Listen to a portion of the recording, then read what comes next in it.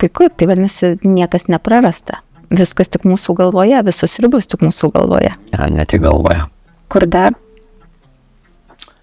Yra dar, kaip aš minėjau, daug aplinkinių veiksnių, kurie įtakoja, nes reikia suprasti, kad žmogus yra sociumo ir visuomenės dalis.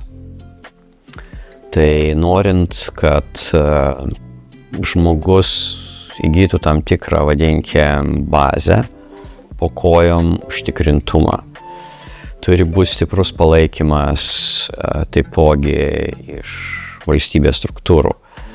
Tai jeigu pažiūrėtume, pavyzdžiui, kaip funkcionuoja Norvegijos sveikatos sistema, tai daugelis dalykų yra daroma taip, kad palaikyti ir stumtelti žmogų, kad jisai daugelį dalykų darytų proaktyviai.